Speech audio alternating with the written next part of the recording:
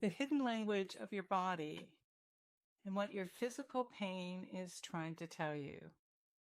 By the end of this video, you will never look at your body signals the same way. You'll understand that your body has been speaking to you loudly, consistently, and with tremendous wisdom. And you'll know how to finally start listening. So stay with me. This one is profound. Now, what if I told you that the exhaustion you feel, the tension in your shoulders, the heaviness in your chest, the pain that shows up again and again in the same place in your body is not random? What if your body has been trying to tell you something for years, and the message isn't about your physical health, it's about your emotional truth? The body keeps the score. This is now enormous scientific evidence for something that intuitive healers and wise women have known for centuries. The body holds what the mind cannot process. Dr. Bastille van der Kolk, one of the world's leading trauma researchers, wrote an entire book called The Body Keeps the Score. That transformed how the world understands trauma and the body. His research showed that when emotional experiences are too overwhelming to consciously process, the body stores them as tension, as pain, as illness, as the nervous system that never quite settles, as the jaw that always slightly clenches, the shoulder that never drops, the stomach that tightens when a certain person calls. Your body is not betraying you. It is speaking for the parts of you that never got to speak. Now, let me give you some examples of what I see time and time again in the women that I work with.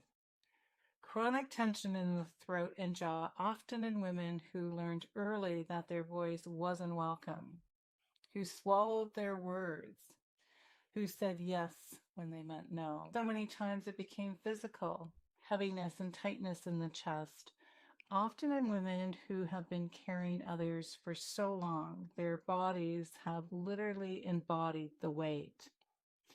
Pain in the lower back, interesting, often connects to feelings of being unsupported, of holding everything up alone with no foundation beneath you.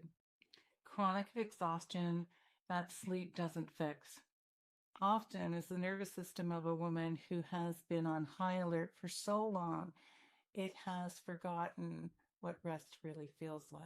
Now, I'm not saying this is true for everyone, for every body is individual, and physical symptoms always deserve proper medical attention. But I am saying in my experience that when a woman begins to do the emotional and soul level work, the body often begins to respond because the message has been finally received. Now I want to share something personal here. I've had 7 car accidents in the last 10 years, a spinal cord tumor, 4 concussions, 2 full knee replacements, chronic pain that stopped me in my tracks. And for a long time I thought, this is just bad luck. This is just what happens. But when I started looking at it differently, when I started asking my body what it was trying to show me, rather than just seeing what was wrong with it, I saw something in my body. I saw that I was absorbing impact my entire life, not just physical impact, but emotional impact. And that impact came from childhood where I held everything together.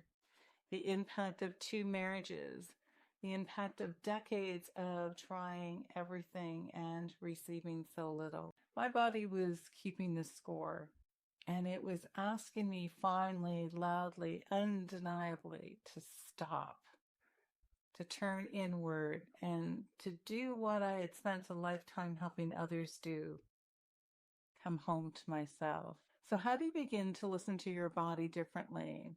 Well, here are 3 things I'd like to share with you. First, it's simple. Notice without judging. When pain or tension arises, before you immediately try to fix it, or push it down, or push through it, pause. Place your hand on the area, breathe into it, and ask not with your head and not with your head, but with genuine curiosity. What are you trying to tell me? You may be surprised what arises. The second is connecting sensation to emotion. Start noticing where in your body you feel specific emotions. Where does anxiety live? Where does sadness live? And where does anger sit? And where is joy?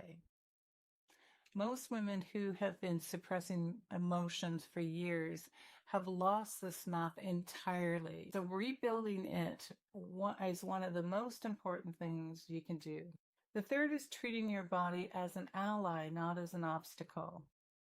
Your body is not failing you, and it's not your enemy. It is the most honest voice you have. It has been trying to guide you home to yourself for years. Perhaps even for longer than you know. When you start working with it rather than against it, everything begins to shift. Your body has been faithful to you even when you couldn't be faithful to it. It has held everything you couldn't say, everything you couldn't feel, and everything you needed to protect yourself from. And it is still here, still speaking, still waiting for you to listen. Now, if this resonated with you, please subscribe because we are going deeper every single week.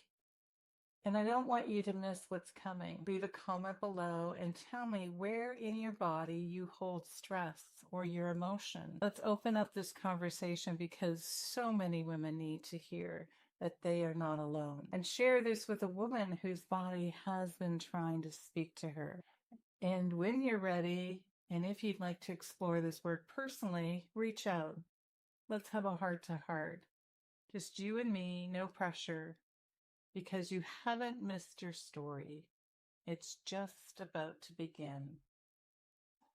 Love is the way back to self. And don't forget, love is your magic. Till next time.